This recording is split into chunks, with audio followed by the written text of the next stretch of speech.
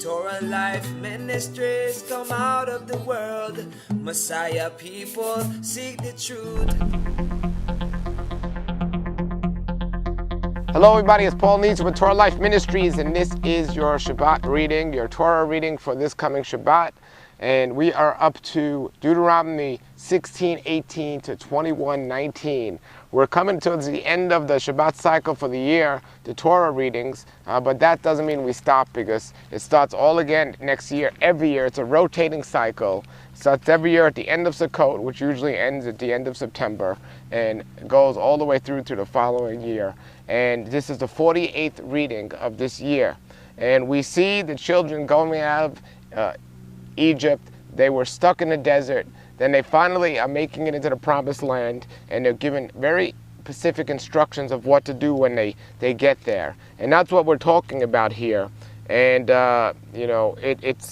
it talks about justice in this week's reading, and not to show favoritism, to just judge the case exactly the way it needs to be judged, and come up with the answer the way it needs to be come up the answer. But don't show favoritism or anything like this. And this was a message to the judges of that time.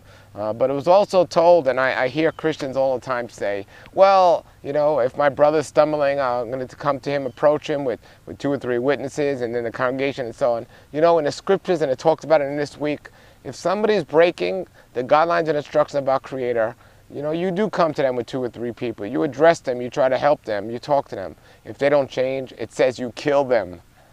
And I'm not telling you we have the right to go and kill people, but I'm telling you the judges do. And if it gets to that point where you need a judge, this person is not transgressing. So I say, look, if you're not going to kill them, at least kick them out of the community if they're not going to change. Because one of the essences of Scripture is not making the community impure by the impure seed, not mingling the seed. And whether a person calls himself a believer or not, a brother or sister or not, if they're not living and walking the way of Messiah, they need not to be in the community if they're not willing to do that. So maybe don't kill them, but kick them out of the community. But the whole key here is, not to destroy the community. So it goes on here to say, and it says, just what we just said. It says here in 17:7 of Deuteronomy, it says, you must put an end to the wickedness, to this wickedness among you. No wickedness among you. Wickedness is sin, and sin is transgression of the word of our wonderful Creator. And that's what it says. Then it goes on to talk about the main judge, the so-called the king, because everyone wanted to be like the heathen around them. They didn't just want to listen and let our Creator rule over them. They wanted a king like the pagan nations. Well, they got their king. And that unfortunate person was Saul, and he was their first king. That it didn't turn out too well for Saul. But then they still wanted a king, and then we went on to the other kings, and we saw what happened. But the scriptures don't only give instructions for the believers alone, but every level, for the priest, for the believers, what to do with the non-believers, but it even goes on for the kings. They had specific instructions. And it goes on to say in Deuteronomy 17:18, when he has come to occupy the throne of his kingdom, he is to write a copy of this Torah for himself in a scroll. He is to read it every day as long as he lives, and keep all the words of Torah and these laws and obey them. That is very powerful, because that is, the ultimate judge in those days. We take King Solomon, for example. He was the ultimate judge of these cases, and he has to know how to trial these cases. He has to know how to rule his kingdom.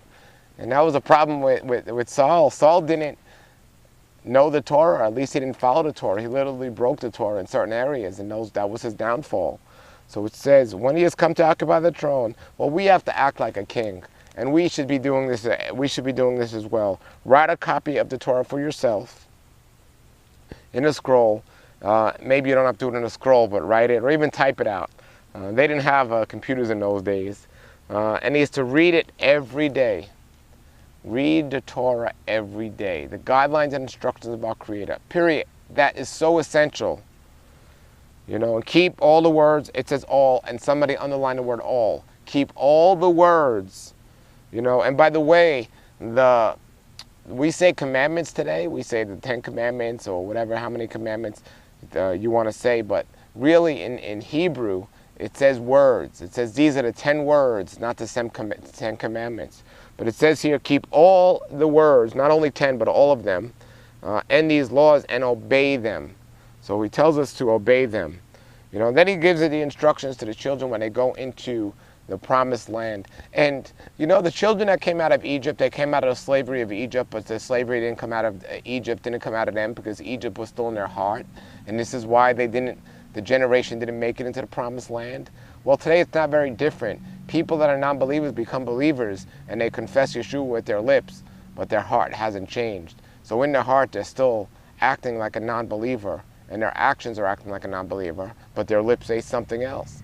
Well, we need to change in every area and hate what he hates and love what he loves.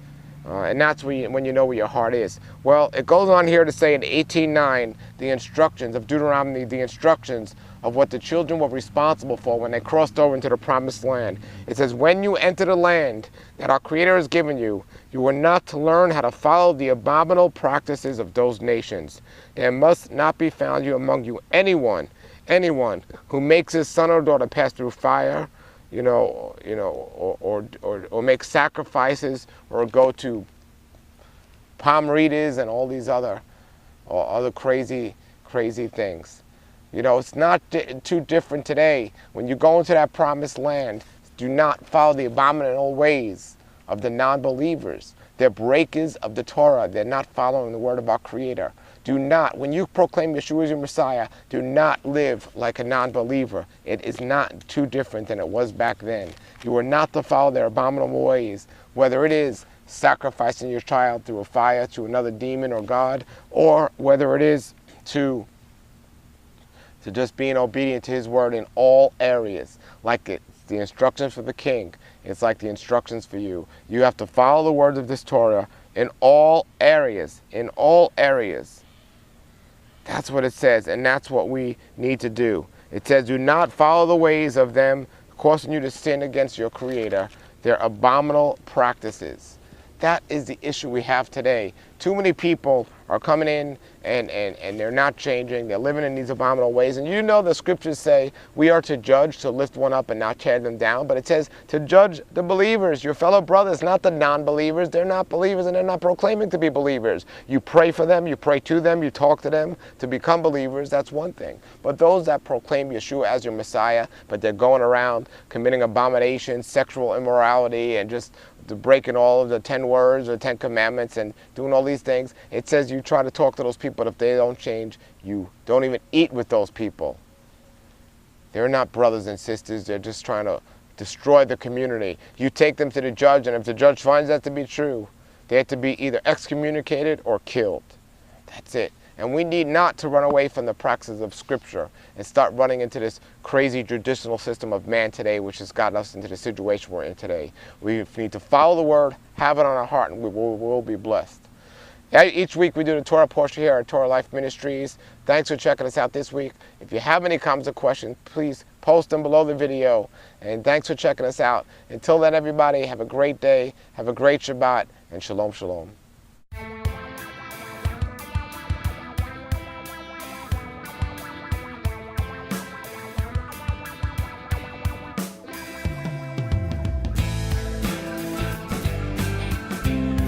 Life ministries come out of the world. Messiah people seek the truth.